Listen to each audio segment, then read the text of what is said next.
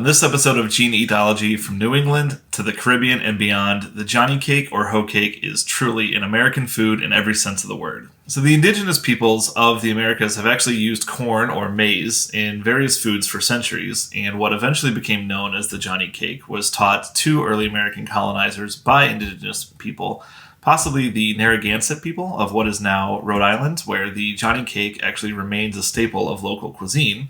And from there, it spread and evolved with different variations ranging from Canada to South America.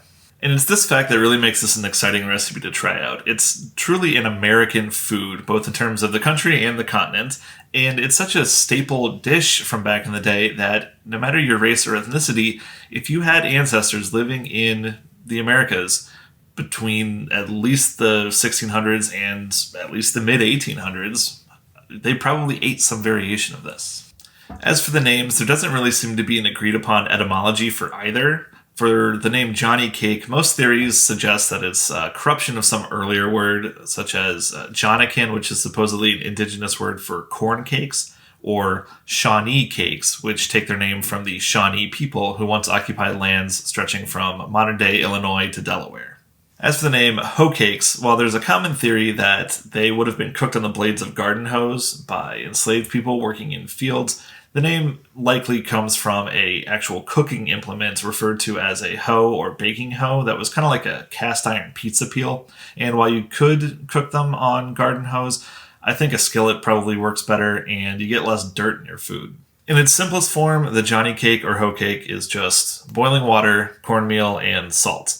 And from there, you can kind of plus them up by adding different ingredients, seasonings, sweeteners, spices, etc. My version of these cakes is based on a recipe found in Amelia Simmons' American Cookery from 1796, which is the first known cookbook published after the American Revolution, and kind of falls somewhere in the middle in terms of Johnny/Hoecake complexity. And I want to make it clear that the reason I'm referring to them by both names is because Simmons' recipe is literally titled Johnnycake or Hoecake, indicating that despite the regional differences these days, 18th century Americans likely thought of them as one and the same. So to make these early American Johnnycake or Hoecakes, you'll need 1 cup of milk. You can even use plant-based milk if you'd like, but either way I'd go for full fat rather than like 2% or skim. 2 cups finely ground yellow or white cornmeal, 1/2 teaspoon or 3.5 grams salt, 1/2 tablespoon or about 7 milliliters molasses, 2 tablespoons shortening. This can be any type of shortening you want, lard, butter, vegetable shortening, whatever you have handy is fine. Just make sure it's room temperature so it mixes in with the ingredients a little bit better. And 1 cup of cold water. And to make the cakes, put the cornmeal into a medium-sized mixing bowl, put the milk in a small pan over medium heat, and stir frequently. The goal here is to scald the milk, which means heating it to just short of boiling, usually around 180 to 190 degrees Fahrenheit or 82 to 87 degrees Celsius. And if you don't have a thermometer, just heat the milk until small bubbles start to form around the edge. Apparently this was done back in the day as kind of an at-home pasteurization. That being the case, it's not 100% necessary these days, but I do find that it helps to mix the ingredients, especially the shortening, in with the flour. And honestly, I'm just trying to make this as close to the original recipe as possible, so I scalded the milk. Once the milk is scalded, pour it into the mixing bowl and add your shortening, salt, and molasses. Mix everything together until it's well incorporated, and the texture may range from fairly sticky dough to more of a cake batter-like consistency. Add some of the cold water, stir, and then add a little at a time until you get a consistency like pancake batter.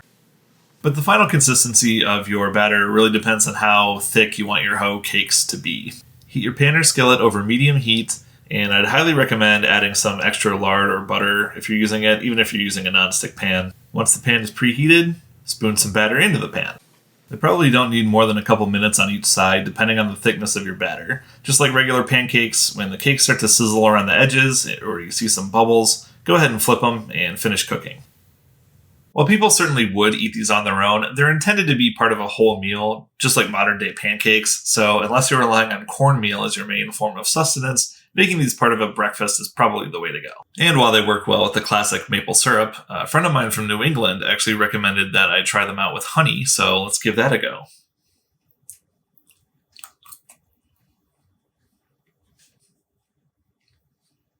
They're good, really good. They're a bit thicker and denser than your average pancake, but I like the texture.